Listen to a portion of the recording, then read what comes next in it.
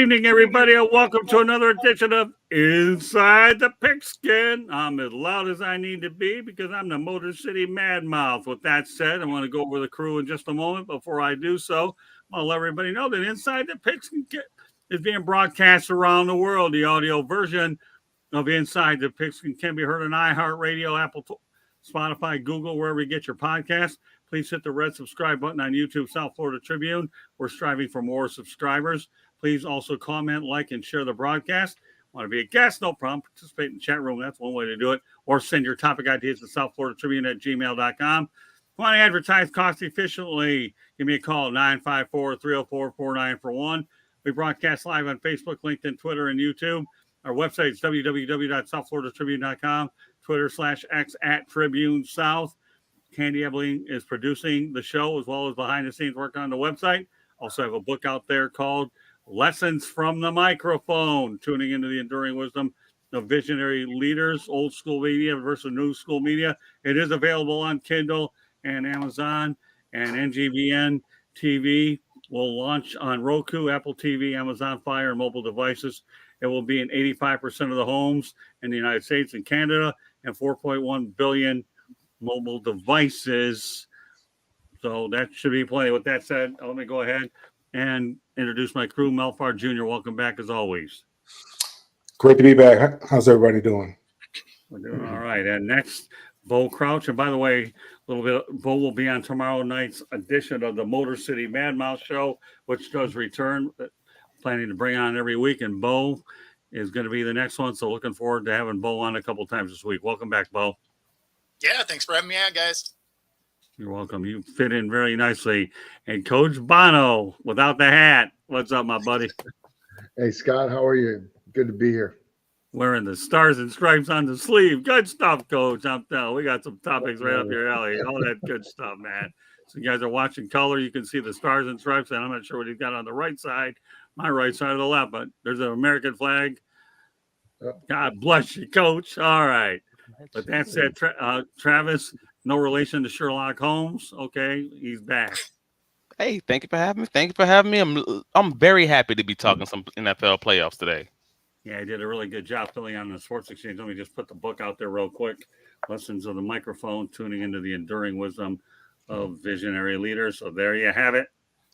Available on Amazon and Kindle. All right, well, let me go over the agenda very quickly. We're going to talk about the Chiefs, the 49ers. We're going to talk about the AFC and NFC championship games. We're only going to focus on the losers, not the winners. Ben Johnson and Atlanta's hiring of Raheem Morris, Bill Belichick, and whatever else comes our direction. With that said, we're going to start off with the Chiefs meeting Baltimore, and we're going to focus on the Ravens. So, all right, Travis, what did you take away from this contest? Man, the Ravens KC game was just, they let him off the hook. They let him off the hook, and it drove me nuts watching the game. And I said it at one point. The Ravens' lack of fortitude to try to run the ball, to try to establish a running game, is what did them in. Like the Chiefs did some things that absolutely deserved to win in some ways. Like they controlled the line of scrimmage as far as when they were on offense. But the Ravens only attempting 8 running back runs in an entire NFL football game against a team who had the 28th run defense in the league, it would almost be a fireable offense if you were anyone else, and that's the big one for me. Like, but the Ravens, and they were uncharacteristically unlike themselves on defense with a lot of those pre-snap penalties and over-aggression penalties and things like that. Like, they let the moment get to them, honestly, in those ways, and that's the reason I say they lost the game more to me than the Chiefs. This wasn't a dominant, hey, Pat Mahomes is Pat Mahomes and the Chiefs are the Chiefs, and they kind of just took the victory away from the jaws of defeat. No, this was more like, no, the Ravens just shrunk in the moment, and the Chiefs did what they do when they were a team who's acting like they've been there before, and they don't make those small mistakes, and that's what would let them walk out of that stadium with the victory. And then in that way they earned it, but it stinks if you're a Ravens fan, and I know it does because they probably were the better team, but that don't matter if you're not the most in control of your emotions. Okay, our turn to Mel. Yeah, I think Coach can probably attest to this. I mean, sometimes you have to get to those games in order to know what it takes in order to win those games. You look at the Pistons, and the year that they didn't go to the NBA championship before they went on and won back to back. They're probably a better team, but Isaiah ends up throwing that ball, and Larry Bird intercepts it, and they end up losing that game to go to the NBA championship. Sometimes you have to lose those types of games. You have to have that bad taste in your mouth for a full year to really appreciate where you were at that particular time. The Ravens got away from what got them there. I mean, they didn't run the football. They decided that they were going to become a passing-oriented team, and that's not what they do. I mean, they're the number one ground-gaining team in the league, and they decided that they wanted to throw the football. The very first play that they ran, I think it was very successful. A running play was very successful. They got a lot of yards, and all of a sudden, Kansas City goes down there and scores real quick, and then all of a sudden, they're out of their game plan. They're behind and they're playing catch up. They weren't playing very well on the defensive side of the ball, and that's something that we thought that they were going to do. They were very undisciplined, which was very uncharacteristic of a Ravens football teams from some of the personal fouls that they got, and then the taunting penalty that they received when I believe it was Zay Flowers caught that long pass. Right. As hard as yards were to gain and to get to get behind the defense, and then to have a taunting penalty that's going to bring you back 15 yards, makes it very difficult. And then tries to make up for it. And I get it what he was trying to do. I mean, because yards were so difficult to gain, he knew if he just ran in there, he wasn't going to get in the end zone. He tried to stretch out, tried to reach the ball over the goal line, and unfortunately, fumbled before the ball crossed the goal line. But I get what he was trying to do, because I'm thinking the same thing. You got to give your body up if you're going to get in there, because you're not going to be able to get in there just trying to run in there. You've got to give your body up, and I don't know what kind of condition you'll be in on the other side of that deal, but at least you would have scored, because yards are very difficult to come by. The way that the Ravens were playing, they just weren't playing very good offensively. So that was a disappointment for me. But I think that they'll be better for it. They're going to have to work extremely hard to get back to that point, because wins are very difficult to come by. Everybody knows that they're a good football team. And I think, I was just more disappointed for Lamar. I mean, he didn't show up. He played played a poor game. And, it was just it was unfortunate. Not the result that I was looking for or hoping.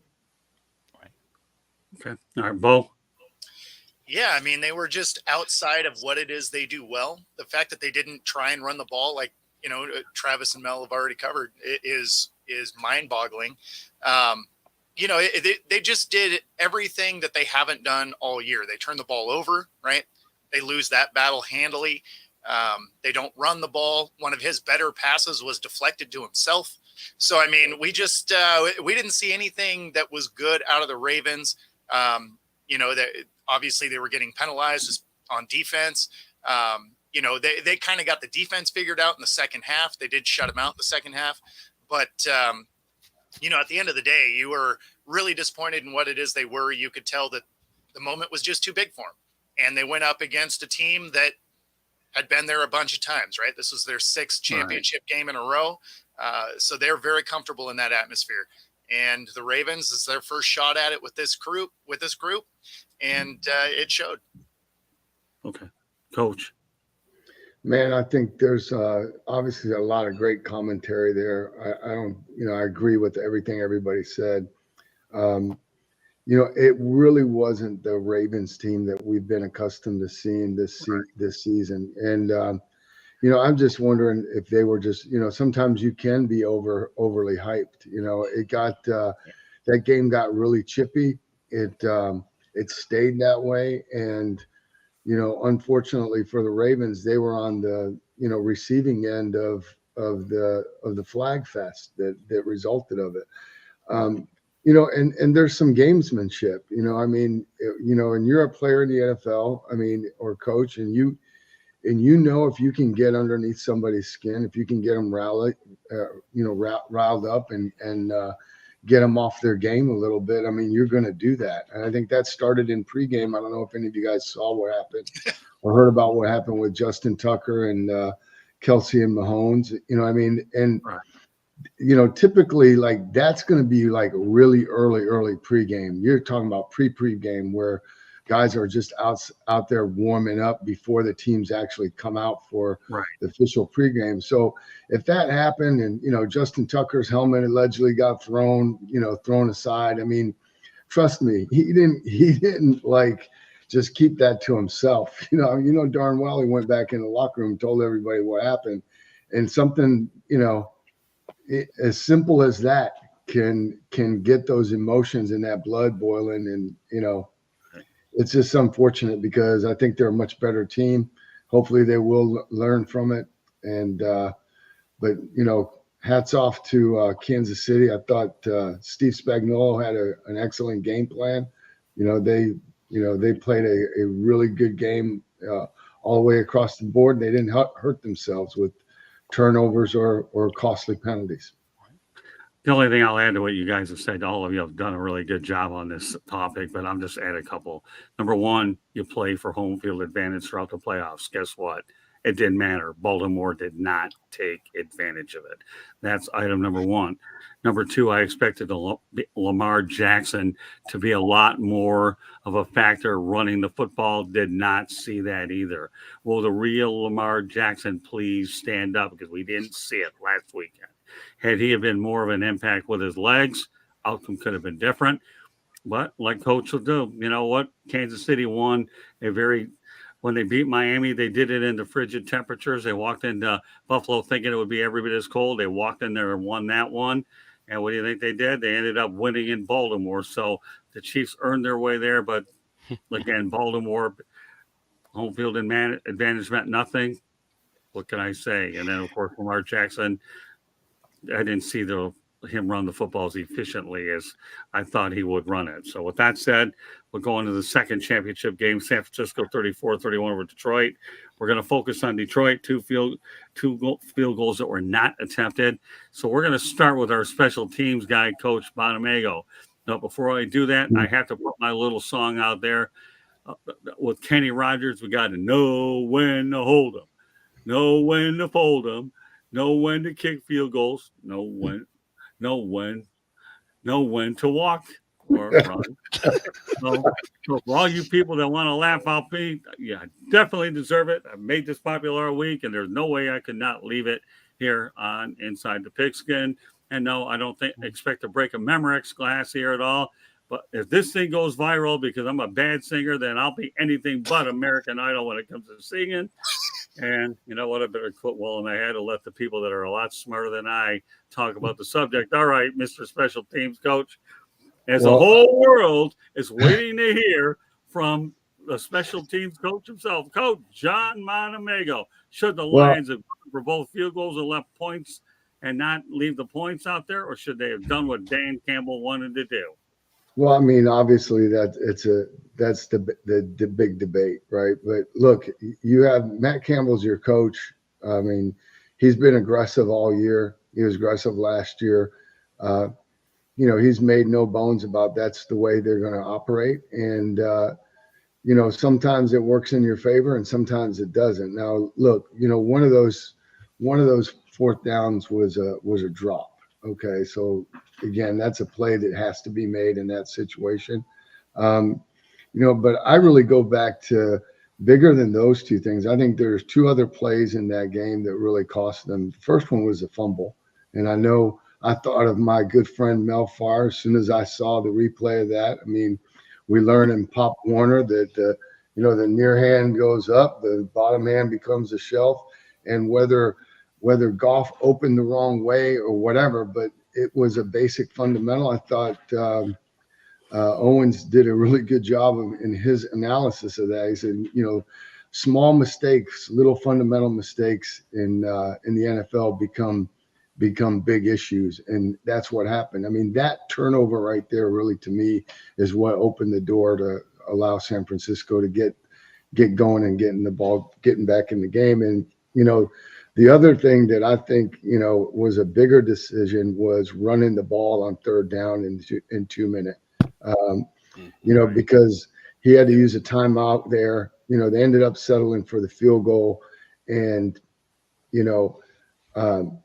but they had to, now it left it down to an onside kick. They had no chance of getting the ball back by using their 3 timeouts. So that was a huge mistake. I think in that situation, outside of like just some type of unbelievable look that is just going to be a walk in, you have to throw the ball there just to again, you're going to take the 3 points. Now it's not all on the onside kick. You got 3 timeouts to stop them and get the ball back and hopefully have a chance to, tie the game up or get the go ahead score. So those were to me the bigger issues than going for it on 4th down, because like I said, starting off, I mean, that's who he is. That's the way he coaches, and more power to him. I'm glad he's stuck to that formula. It's worked for him. This time it bit him. So this time, so what you're telling me is the 2 field goals to you aren't that big of a deal, if I'm hearing you correctly. Well, I mean, again, I'm saying that one of them's a drop pass, and then, now, and I'm saying that that's the way he's coached all year. Okay. He's not going to change in that game. I mean, that's, if they get one of those, they catch that 4th down pass. Right. Could be a very different outcome. Yeah, my wonder. And the other part of it too is, like Badgley is not the most accurate guy. I mean, Right. He's a good short range kicker. He's a average mid range kicker, and I'd say he's probably, below average long range kicker. I think his 50 plus field goal percentage is not real good. So, those are all factors, that are going through your mind when you make those calls. Yeah, I guess the only thing that a lot of people are wondering about, Coach, and obviously you're having coach position, is leaving points on the table during the playoffs. Is there a lot of validity to that thought, or in this particular case with the Detroit Lions, they just didn't have trust in their kicker, and that was one reason why they decided to go that? I guess there's a couple ways to look at it. But I guess my big question is leaving points on the table in the playoffs. Yeah, I mean, again, that's what got them to where they're at. That's my whole point is, they got to the NFC Championship playing that style of football with him taking those type of risks, and it's paid off for them all year. So that's good for me. And that's what a lot of people are going to wonder about. And I think you definitely went out there and really hit you hit a bullseye with that comment. All right, we'll turn over to Travis. Some thoughts about the Lions. Travis, I can tell you what my immediate emotional reaction was, and then I can tell you what my reaction was after the fact. Immediately after the game, without question, I went straight to you screwed up, Dan Campbell. I knew you were going to lose them a game eventually, et cetera, all the curse words. Because again, I wanted this to be the Lions in the Super Bowl. I felt like this team, I felt like the fan base, I felt like everybody associated deserved it. And my emotional knee-jerk response was that you ruined it with this decision, forgetting the fact that you had multiple drops by your receiving core on these key moments and these key downs that you kind of, in reality, it's always going to come down to the players versus the X's. It's Jimmy's and Joe's, not X's and O's. And he's playing like Coach said a second ago, he's playing to the way that he's always played. He's playing where I believe in my guys. If you're not a kicker, I believe in my guys, everyone else. And in reality, it wasn't a bad decision. And this is what I can say now that I'm off the cliff. Like it's not me on the field. They had an over 50%, conversion rate as far as the 4th down conversions throughout the year. They've always been uber aggressive as far as that's concerned. And they haven't even attempted a field goal an outside field goal past 45 yards on the season. They haven't. And that's something that no one was talking about. This is a 48-yard attempt. This is not a gimme for a kicker who hasn't attempted one outside all season. So Right. even if he were to kick those field goals and miss it, then everybody would have been like, oh, well, it's fine, I guess, because it was the right decision. Nobody cares about what was right. They care about if it worked. And if these decisions would have worked, everybody would have been like, great, attaboy, good job, Dan. If they didn't work, so now he's a chump, or he's this, or he's that. He screwed it up, whatever. That's how the game goes, baby. That's why you get paid the millions of dollars. Sucks, but I kind of don't disagree with the decisions now that I'm off the cliff. Okay. Fair enough. Both Hey, you and Coach. Scott, can I just make one point? Absolutely. Go I ahead. apologize, but I just looked it up while Travis was. So Badgley's career field goal percentage for 50-plus yard is he's 5 for 13 in his career. So that's 38%. From 40 to 49, he's 37 and 48, so 77%. So And I a mean, lot of those inside also, and that changes the math too. Well, yeah, Coach, thanks for bringing those facts in here. We appreciate it. This more or less validates everything that you said from the outset. Thank you, Coach. I appreciate it. Good stuff. Good work. Now, then again, you're becoming a journalist now in your second career outside of coaching. Okay, of all the people that have come a long way over the last season here, Coach Bonamago today, this guy's come a long way. He really is. And I'll tell you what, I don't care whether I've trained a lot of guys that are younger or some people older. Coach Bono, man, if you ever go back into coaching, great. I know I'll get an interview from you because I know how to get a hold of you. If you don't, you decide to stay with me, it won't break my heart. We'll just go ahead and build this bad boy together and live off of your insights and experience. I could go either way. I'm not going to lose no way with you in this program. I need a raise to what you're paying Mel.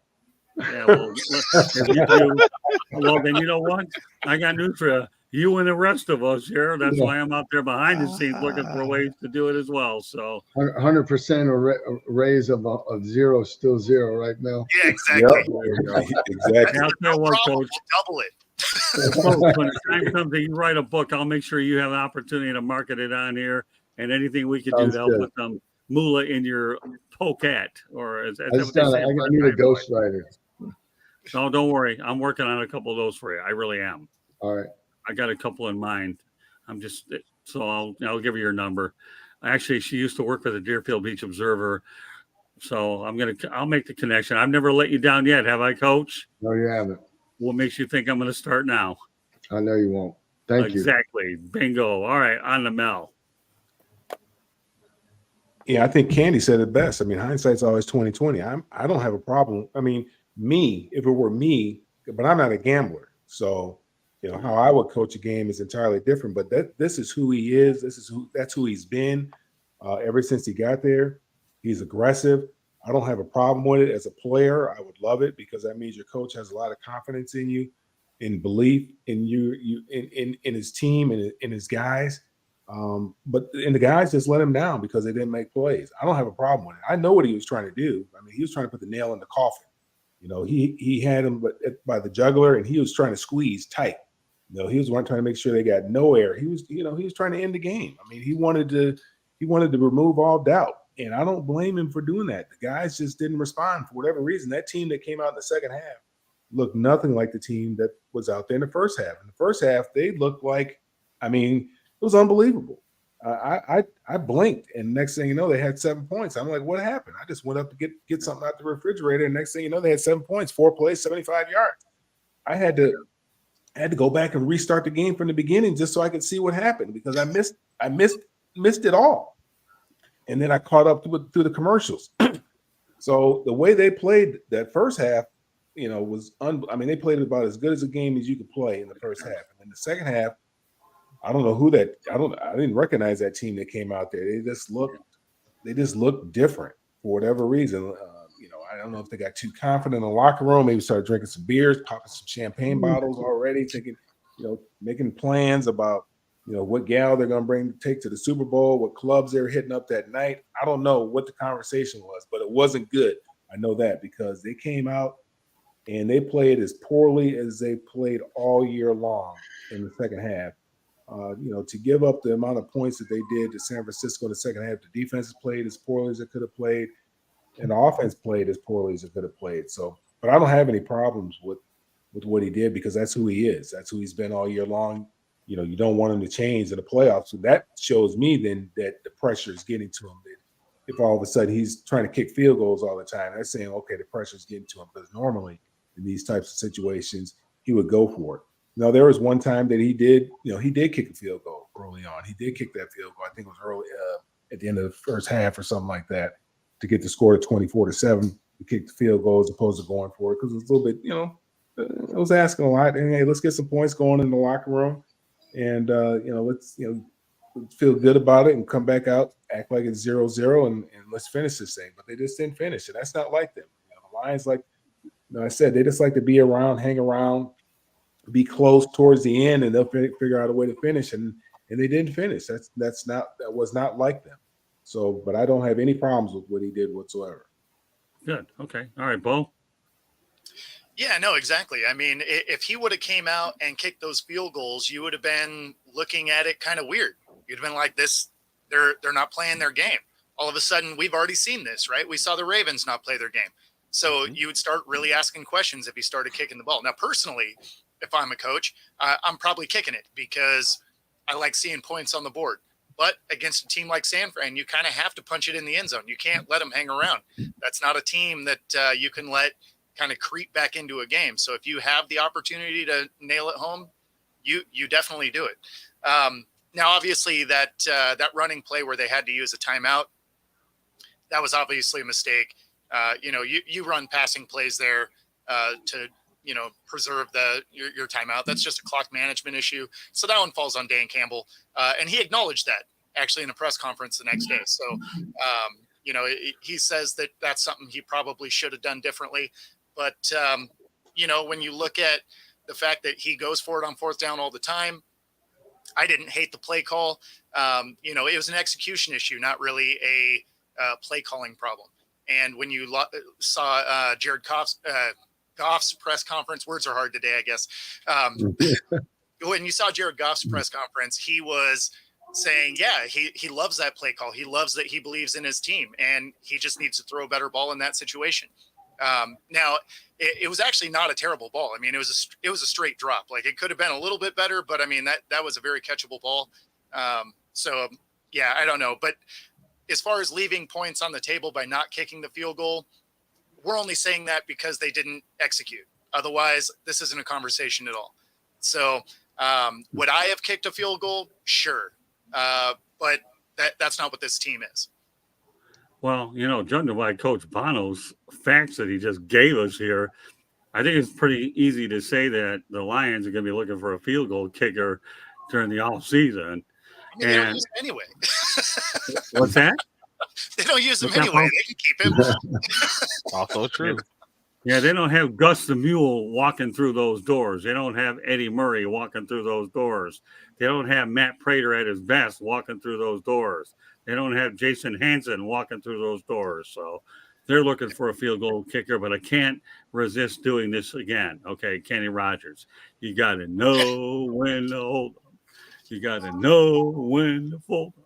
You got to know when to kick the field goal, and you got to know when to walk and run away. Got to do it, man. This has been my thing all week. Got to do it to you guys. All right. I mean, based on those stats, I think he did know his guy probably wasn't going to make it.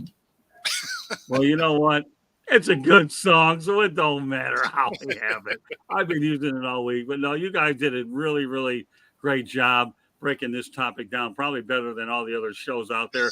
Because what you guys did on this, and I haven't been watching those shows any this week. I didn't want to care. In fact, I'll be out of the loop of watching TV over the next 2 weeks.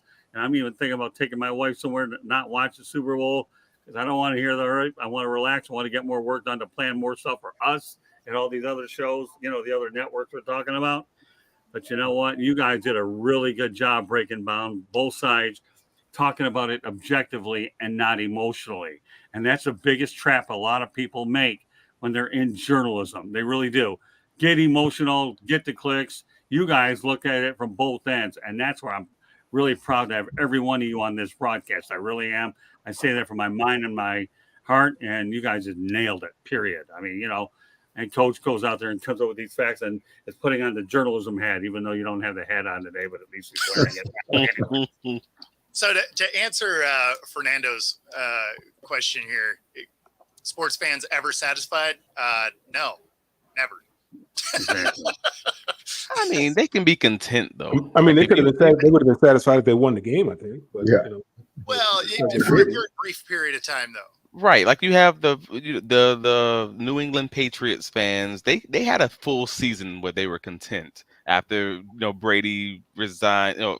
Resigned. Went to a new team, and they kind of knew that you were going to be in the midst of a small sort of rebuild. You don't see them like they're not flaming the coach. They're not picketing and wearing clown masks like my Jacksonville Jaguars fans wanted someone fired. Like they're content. They have a season or two that they're fine, or even after the Peyton Manning Indianapolis Colts years.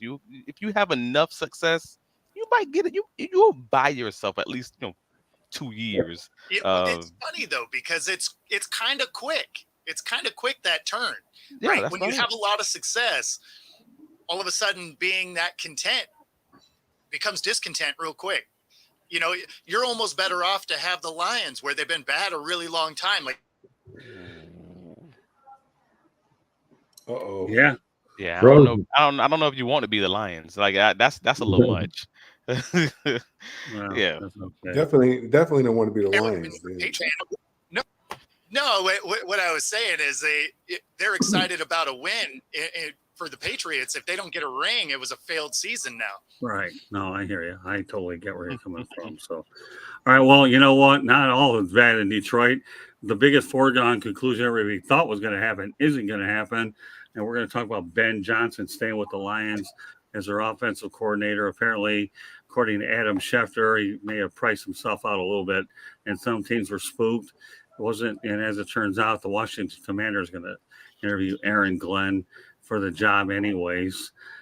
So, I like the idea that Ben Johnson's coming back, continue to build that offense and decide where he really wants to go when the time is right. Loyalty, I guess, does mean something to Ben Johnson. So, even though it was a tough loss, and I think Jared Goff and the whole offensive unit could play every bit as good next year as they did with this group, especially with Ben Johnson leading the way. Well, you know what? We're going to start off with the guy that finished off, and that's Bo. All right, Ben Johnson sticking around. You like it?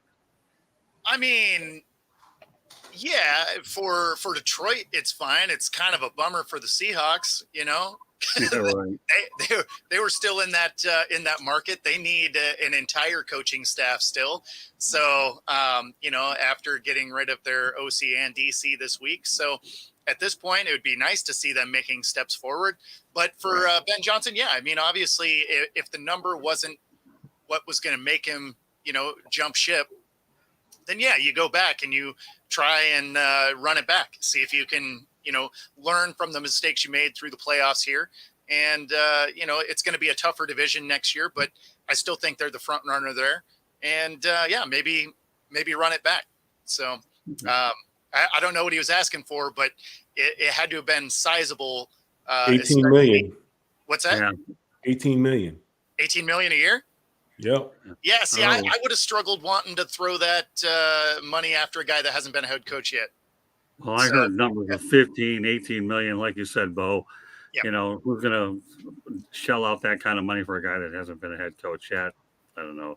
NFL owners are rich, but I don't think they're stupid. That's why they became billionaires. So, all right, Coach Bono, talk about Coach Johnson. Well, here I think there's conflicting reports about that now. And his agent Richmond Flowers, who I coached in Jacksonville, has come out and said that that's not true. I mean, I crossed paths with Ben in Detroit in 2019. He was an offensive quality control coach for us. I was always been really impressed with him. Really, really smart guy, good person, good family man. I think that, I think this has been waiting for the right opportunity, not just, an opportunity. He was in the same position a year ago and interviewed for a bunch of jobs and made the decision to stay where he was at. And, last year was his first year calling plays. I mean, he's doubled down this year. He had even better year, better numbers. I think this is as simple of a guy having maybe, something that we don't see a whole lot of in professional sports is number one, self-awareness, and two, patience. You know, those jobs are fantastic. They're extremely hard to get, but they can also be short-lived if you're not in the right situation. I think he did the absolutely, in hindsight, walking away from the Carolina offer a year ago. I think that's turned out to be exactly the right decision. And so, as he's looking at these rosters and he's having conversations with, general managers and ownership and that sort of thing, there are probably some things that maybe just, didn't sit well with them, or he just felt like, looking at a year out, maybe there might be another team, a la, the Chargers that opens up, that's got a quarterback that's a proven commodity, and where he could go, and wherever you go, the expectation is not going to change. You're getting hired to win, and if you don't, not in the playoffs, you're not making progress. You're not in the Super Bowl. In 2 years now, 3 years at the most, they're going to be having another press conference introducing another head coach. So I think that Ben, in my opinion, is looking for more than just, hitting the NFL lotto. I think he's trying to, get someplace where he can have some staying power. Well, that's a good point too, Coach. So let me continue on that trajectory where you're at. Number one, Ben Johnson has 2 years left on his Lions contract, and the Lions did not readjust the money to get him to stay. So to Ben, it's more than just about money.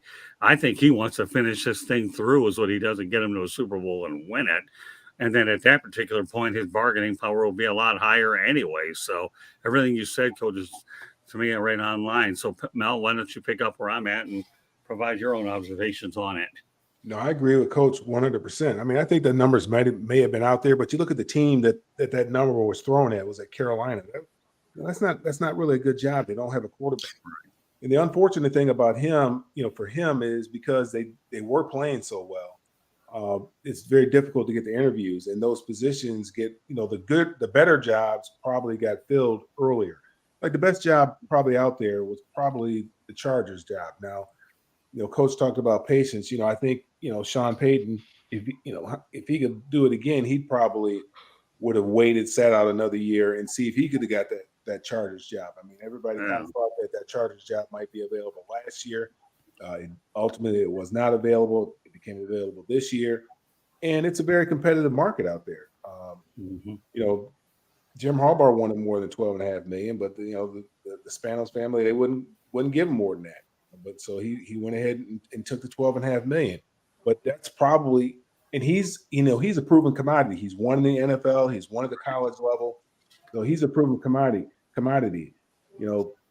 Ben, he's not a proven commodity as a coach, as a leader of men, as a head coach, as a leader of men. He's done a great job with that offense. But I think just like Coach Brown said, and it's the same thing that I was saying, those jobs just weren't attractive to him. You look at the quarterback situation in Washington. Who's your quarterback? I don't know where they draft at. I'm sure they may not be able to get one of the better quarterbacks. I'm not sure. I don't know. I don't know where they are. They actually got a bunch of picks. Like, you're going to be able to build a team there. But are you going to be able to get a quarterback though? That's the question.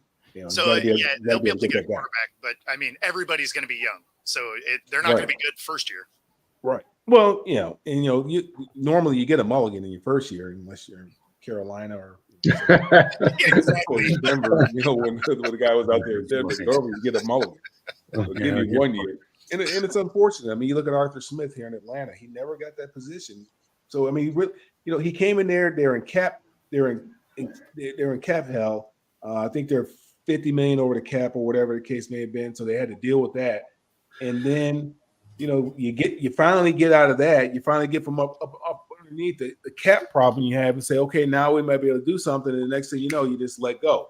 And it's tough business. So, like Coach says, you want the right situation. You just don't want a situation. You just don't want to become a head coach. Like I thought D'Amico Ryans, I didn't think that was a good situation, but he's made it a good situation. That wasn't the best job because the 2 previous years, guys lasted 1 year and that was it. but he's made it a good job. And then they got the guy, they got the quarterback, they got that position Right. taken care of. Now they got to build around that. Get a running game. I know they got Scott's favorite running back down there, but they got to be able to run the ball a little bit more efficiently and take some pressure off of that guy. But anyway, yeah, I think I'm like Coach. I think he's just waiting for the right opportunity. I don't think it was a matter of him saying, "Hey, I want to finish this here with the Lions." I think if the right opportunity was there for him, he would have jumped at it. But I am happy for the Lions because that does give them an opportunity to finish what they started. Because so often when teams are successful, other teams come and cannibalize your squad and then your coaching staff, and then you're trying to put somebody in that person's place who had some success there, and it doesn't always work. I mean, look at what's going on in Philadelphia this year. They lost both their offensive and defensive coordinators. So I am glad they get an opportunity to run it back.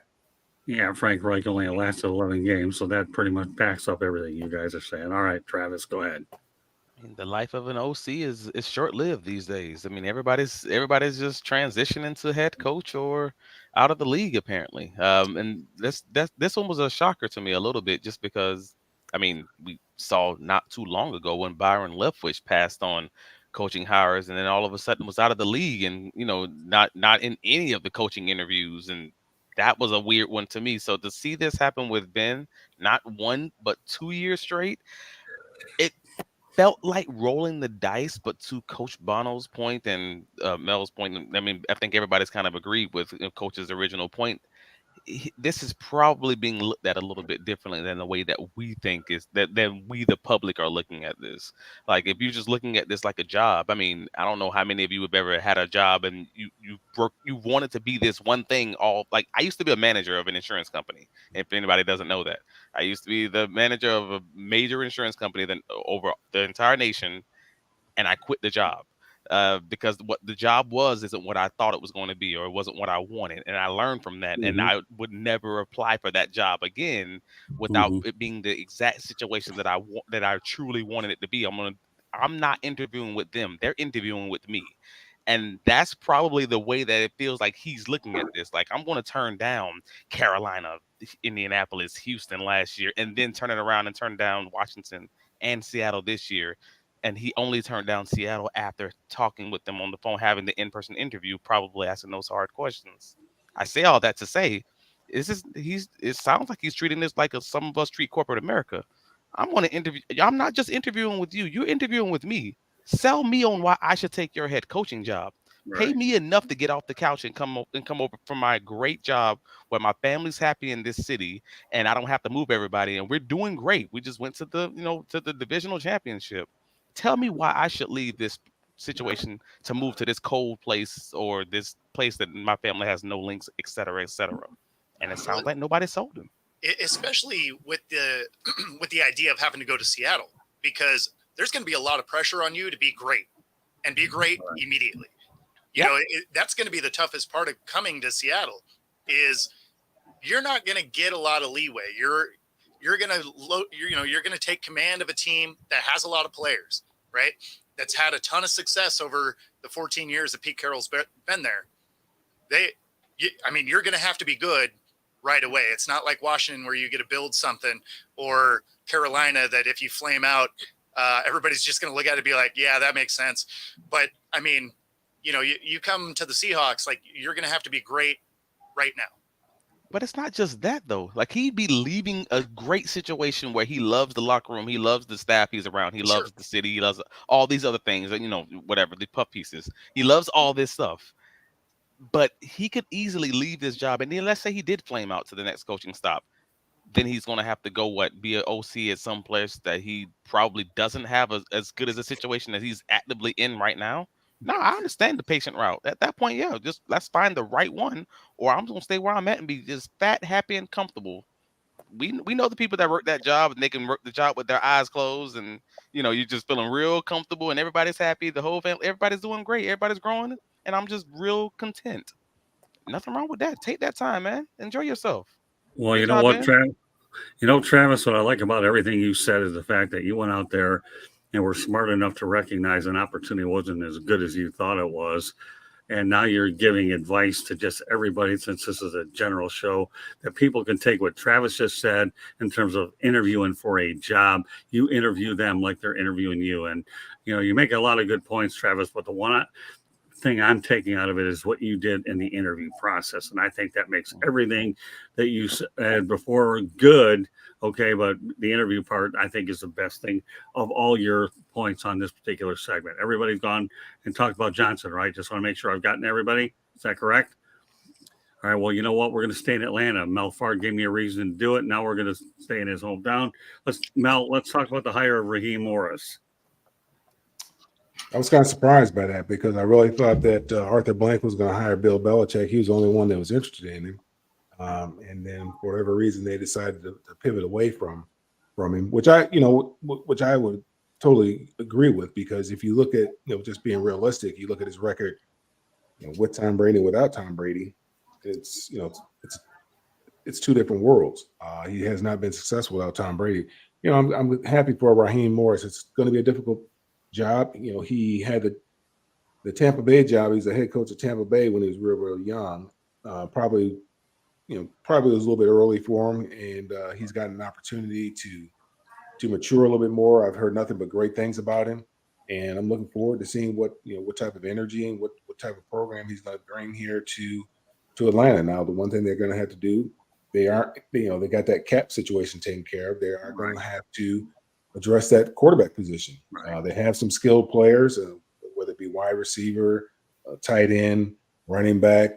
They got an offensive line. The offensive line is pretty good. They got some pieces on the defensive side of the ball. They got some good. They're good in the secondary. They got a pretty solid team, and they play in a very weak division. So I'm going to be interested to see what they're going, what he's going to do here his second go around, because he did have the interim tag here when Dan Quinn was fired. Right. He had the interim tag here for a few games where he was the coach. So I'm looking forward to it. I'm looking forward to seeing what he's going to do. I was really surprised by it, but I'm pleasantly surprised that he was given the opportunity, and I'm looking forward to it and wishing nothing but the best. Okay, Travis, what are your thoughts about Raheem Morris? Yeah, I mean, I think pretty much everybody can say this was a shocker for sure, and not that it wasn't deserved. It's just that you don't generally have a billionaire have a decision that they're have a decision that they're ready to make and be talked off the ledge. Like we've seen enough of these horror stories in the NFL. That man with millions of dollars in the bank account wants to do this, and basically does it. Drafts Johnny Manziel, hires so and so as a coach with no NFL experience, does it, et cetera, et cetera. This is just one of those situations where it seemed like Arthur Blank was going to hire Bill Belichick because that's what he wanted to do. And it seemed that it took everyone in that locker room or in that executive office to talk him off the ledge, but successfully they did. Terry Fontenot found a way to essentially hold on to his power based on his draft history, based on his recent free agents, based on what he's done in filling out that team and growing that franchise. Whether or not they were successful, we know we had a train wreck of a coach, unfortunately. But knowing that Bill Belichick wanted the power, reportedly that it sounds like he still wanted, like that he had in New England, probably helped make this an easy argument, because we've seen the rosters that Bill has put together as far as his recent draft picks and free agency have just been suspect. I think that's the best way I can probably put it for such a great coach. The GM Belichick was cutting the knees out of the the coach Belichick, unfortunately. So Right. having that guy in your office selling you to take more power from a GM who's actually been doing a reasonable job. I can't say incredible, but a reasonable job, as Terry has Travis, done. let me just point out to you that we're going to get to Belichick in a moment. Yeah, We'll yeah. just keep it I focused got on you. But the Raheem. pointing out, yeah, but someone who's done a reasonable, if not maybe even solid job at drafting, that'd be a hard sell. So it made total sense. But overall, this was a great situation for Raheem, because now he can build this team around this solid defense that we've already seen. Uh, and hopefully we'll see again what happens with the quarterback. We'll see what happens with the OC. I know they're kind of cutting that down to the last few candidates. And if he gets that right OC, like they did in Houston, get you someone like the next Bobby Slowick or whatever it may be, Maybe he can keep this thing popping. But again, we know he has a running game. We know he has a defense, and we know he's going to be good in those two areas. So good stuff. Okay, Coach.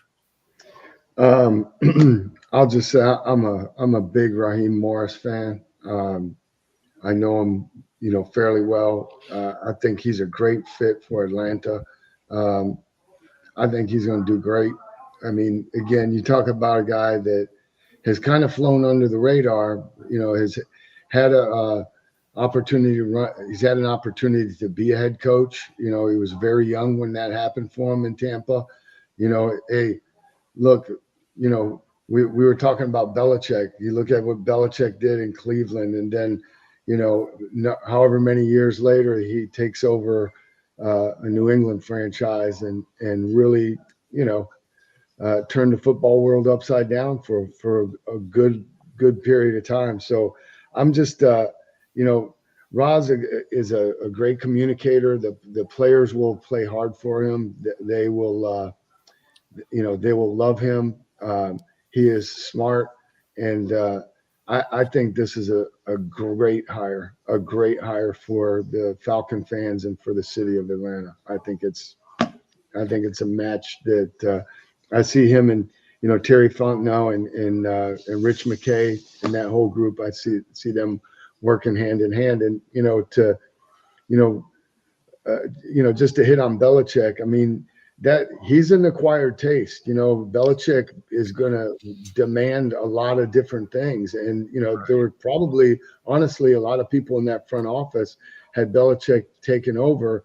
They were probably going to be out of jobs, because he's going to want control and he's going to, want to be able to do things his way. And his track record and his resume dictates that he can demand that. And he will get that from a franchise. It just doesn't look like it's going to be this year, but he will get it at some point very soon.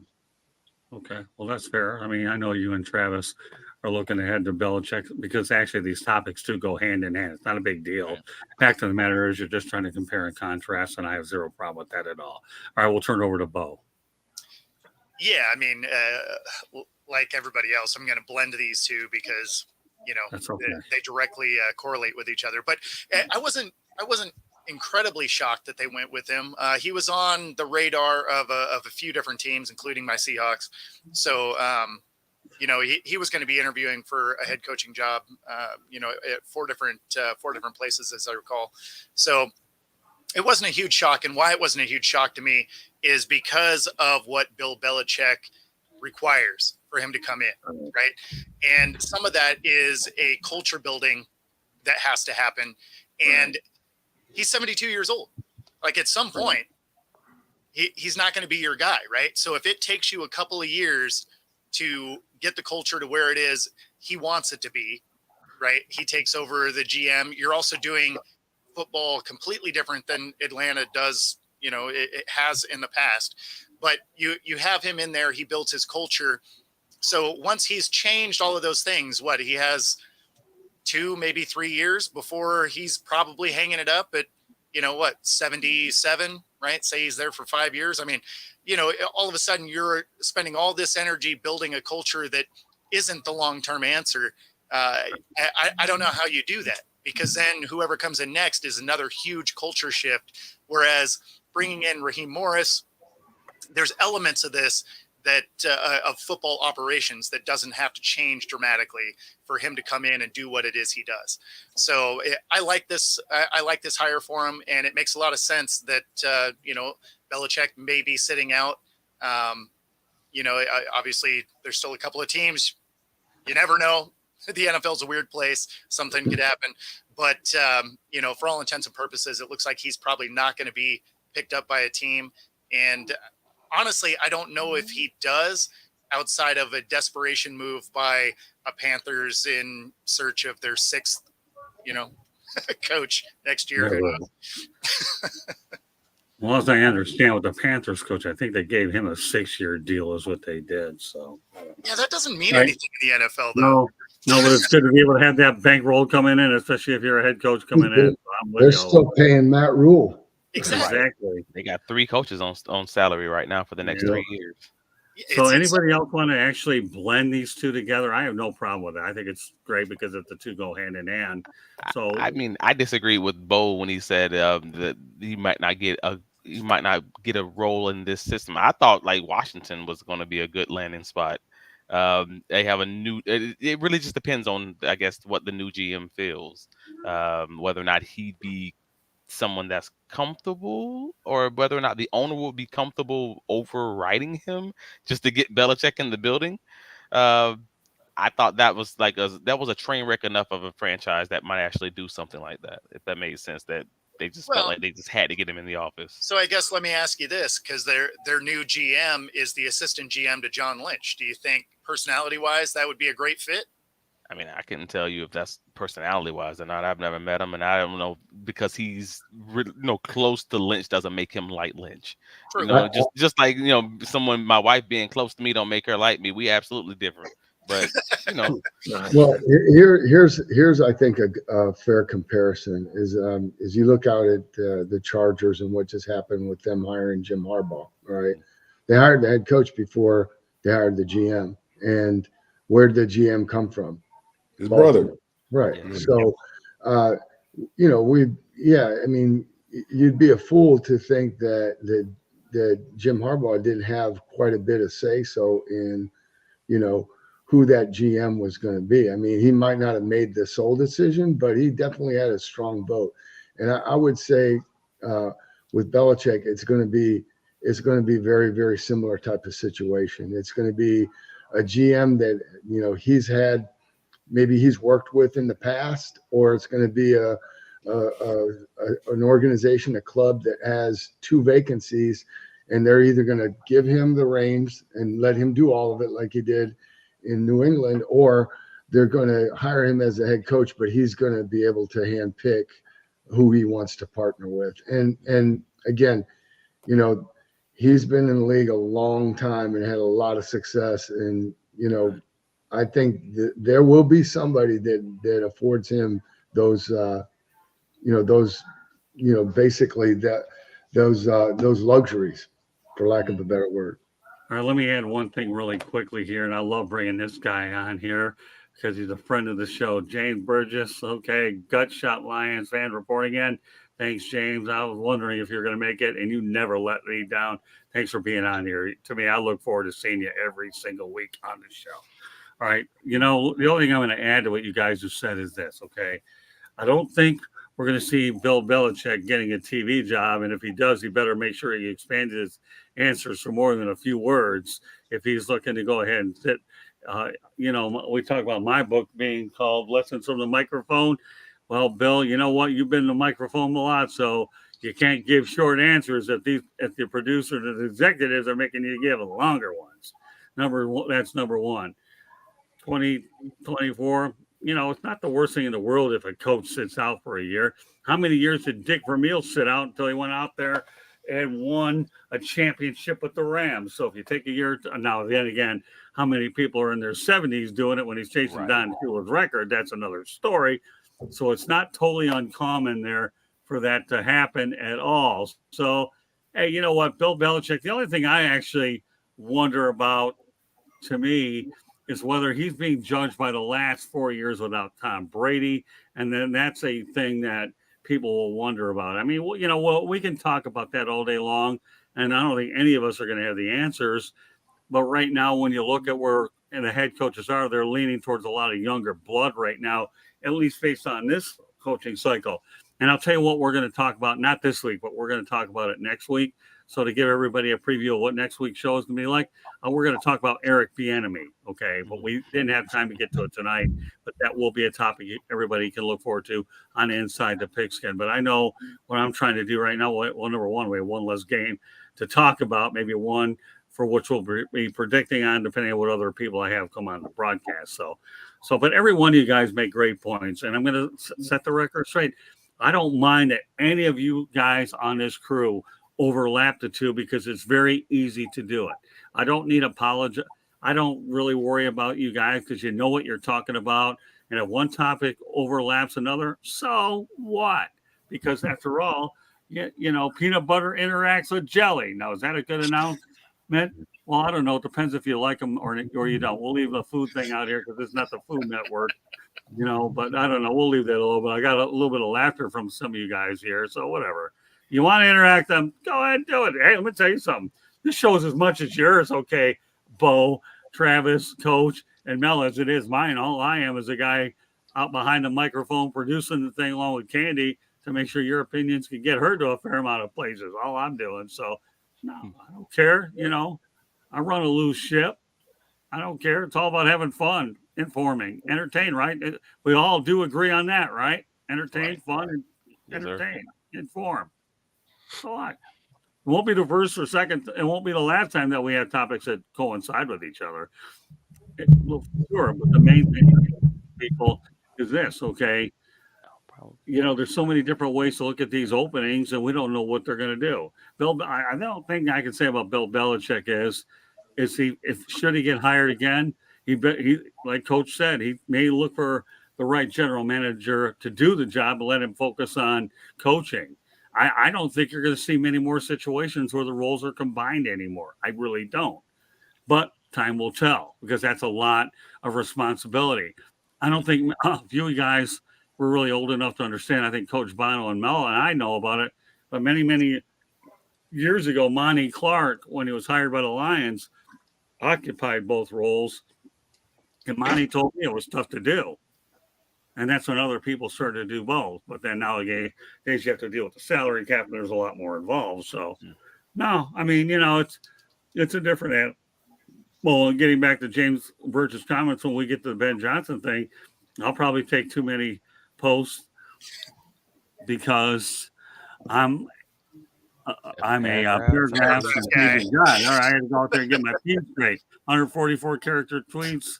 I suck. Don't feel too bad. I don't think a lot of us are great when you have to keep it limited. I'll shut up a bit. You don't have to, James. Who cares? I'm extending this broadcast. I know you got a lot of things you like to get, so what's a couple minutes here and there? But at that point, so there's a lot of different ways you can approach these topics. There really are, and I don't really think that there's really a wrong answer, especially when you don't have any answers. All you can do is just base yourself on basic facts, okay, and then people will formulate their own conclusion. I refuse to ever come down on any team coach if I can help it without trying to make sure the facts are both sides. The biggest thing you learn in journalism is to be objective. If you have facts to back up your opinion is legitimate. Now, if you're just throwing something out there and you can't go out there and win by just an opinion without any facts, I might kind of wonder about it. So, all right. So James Burgess is now on a roll. Okay. Candy will put that bad boy up. Anybody want to comment on it? Well, this is interesting. So Belichick's best fit was in Dallas. If Jerry wanted to get out of his own way, Will was his answer. But I can't hate Jerry for what they did. I don't know. This is a weird one, because again, if Bill Belichick being a defensive guy, it just changes everything. If he was an offensive coach, this would, like with the implementation of spread offenses and basically running these college offenses in today's NFL, you either need to be a guy who calls your own offense, or you need to have that guy. And Bill's shown objectively that he cannot find that guy over multiple seasons. There's a guy sitting. His offensive coordinator's on the street. The guy he's been successful with, and they can put the band back together. Yeah, okay, let me just add one thing here real quick. I know Bo has to get going, so and I have him tomorrow. Bo, before you go, let everybody know how they can get a hold of you, and then we'll keep this thing going. Yeah. So you can find me at all the socials at Bo Football Talk Bo. Man, wow, I'm just struggling today. Say bye, Bo. And then, of course, you can find me on my YouTube channel, Football-Talk, and of course, Roku TV 5 days a week. Thanks again for having me on, guys. Great to see you. We have him here tonight, and he'll be on the Motor City Mad Mouse show tomorrow, so look for it. All right, Bo, great work tonight. All right. Take care, Bo. See ya. All right, so now we can go back onto the other point. Okay, very quickly, Travis, I think the Dallas thing is an interesting one. I don't. Time will tell. The only thing I can say about what you're saying, James, is Mike McCarthy did not get extended, so that could be a situation that could play out 365 days from now. But he's on he hasn't been extended, so we'll readdress it then. But good point. I like your question, James. We'll Can I see ask the how it plays question? out in How would 2023. Dallas have worked though? They could have Like, hired Belichick and kept McCarthy as offensive coordinator. ooh, like we know that's not we know that's not happening. But more so, they don't really have They a could have real demoted GM. him and made him an offensive They coordinator. don't really have a real GM. Even when they have a GM, we know who's in charge. They It's do have a real Jerry. GM. What are you talking about? It's Jerry though. Like He's the Jerry's GM. the GM. He's the GM. You go so when Bill says I want the power, which is what reportedly he would have said to the Atlanta Falcons. Right. How do you Right. get Bill Belichick to come into your team and be over the owner? That's not a working relationship. That's not gonna happen. He can't be over the owner. That's my point. Like, because Jerry's I'm the just person saying. who makes who puts the chefs in the who puts the ingredients in the kitchen. I So if mean, you what we that wasn't doing? that wasn't gonna work. That was never gonna work. Jerry's like James Brown. He pays the cost to be the boss. Yeah, well, all I'll say about this, because we could go on and on about this whole thing here, but the reality is, as long as Jerry's there, okay, he's not giving up the power. Robert Kraft may have done it for a lot of years, but it didn't hurt to have Tom Brady in the building as well, so that Bill had a little bit more, influence in what was Most going of the on. owners do leave that football stuff to football people, and then they come in and step in when there's time to make a change. But Right. for the most Yeah. part, though, they're not involved in day-to-day decisions, and they're not involved. They don't have radio shows. And You're right. Jerry's the only one. Yeah, Right. no, that's- Well, did you hear the report about the report of the former Cowboys whatever it was media person who stated that they listened to all the former there was one of the former drafts that they had and that Jerry took a phone call where he was offered a trade from the Detroit Lions about an unnamed player is what they stated. It was like 2 minutes long, and an unnamed player, he's like, "Nah, listen to the phone recording." Like he's like, "No, they offered this player. Jerry didn't even know the name of the player. Hung the phone up, said I'll call you right back. Never said anything to anyone else in the room. GM, you're talking coaches, etc. Didn't say anything to anyone. Lions call back. All right, so what do we have a deal? Forget about it," and hangs the phone up. Never tells anybody else. And I'm like, wait, what? So he never talked to his coach. He never told anyone else that this trade was. Now I'm like, oh, it starts and stops with Jerry, good or bad. Because again, he's built some solid teams, but to not talk about that to your people at all, like to even find out who this player is because he didn't recognize the name in the phone call, I thought that was hilarious. So I'm like, yeah, that guy versus Bill Belichick. Yeah, that's never gonna work, man. Yeah, the only thing missing would have been Jimmy Johnson, who was calling the shots when they won. So we'll leave it at that. So Bill did the defense, Tom did the offense in New England. So absolutely true. Bill needs an offensive coordinator. You're right, James, but he won't need one this year because he's not going to be coaching. But unless you want to go ahead and talk about Josh McDaniels, we'll leave that for next week's show. Should we get around to talk about it? But good point, James. All right. So with that said, that pretty much concludes our broadcast tonight. Okay, so any of you guys have any final comments as we get ready for no NFL football this weekend, unless you want to call the Pro Bowl games anything, which I'm not gonna. Oh, Okay. I'm excited. Yeah, I don't know about you. You won't have to love it for football purposes, but I don't mind watching an exciting flag football game here and there, or some skills competitions. I miss the old school, like basically Madden-esque competitions, throwing through hoops and all that stuff. There is some fun in that, so I'm looking forward to that in Orlando. Well, many years ago, I actually covered a Pro Bowl game here in Miami, so it doesn't really matter. And my good friend Jerry Green, well, God rest in peace. Jerry was a good friend of mine in Detroit. Said, "You know what? I never covered them. I didn't care for them. They're garbage." So when Jerry Green, who's a Hall of Fame, and Coach Bono, you know who Jerry Green is, right? Remember him? Yeah, and I know Mel does too, right? Jerry Green. This guy here is a king. Up until the last year or so, he had been to every Super Bowl, and he came down to Miami. We talked about that's okay. I hope you enjoy it, but I don't think they're worth anything. So whatever. So any closing thoughts, real quick, from any of you before we call it a night? I think I'm good. Okay. Well, with that said, Mel, why don't you let everybody know how they can get a hold of you? Get a hold of me on all the social media at Melfar Jr. Also follow what we have going on for the youth down here in Georgia and also in Michigan at melfar.org. Okay. All right, Coach. I know yours is easy. Yeah, mine's easy. You can find me here on Tuesday nights most weeks, and then on LinkedIn, or if you're driving the streets of Palm Coast, you might find me. Oh, there you go. I'm sure we will. I'll find you soon enough when I get my book up there, and then we're going to go out there and have something to eat. So that's not a matter of if, it's a matter of when. All right, Travis, go ahead. You can find me on all the socials, Travis D. Holmes. You can find my writings covering the Jacksonville Jaguars at bigcatcountry.com as the news correspondent. And throughout the season, you can find me at, the Jacksonville Jaguars games or events with A7BN Sports as their game day analyst. Thank you, guys. All right, I like James Burgess' closing thought.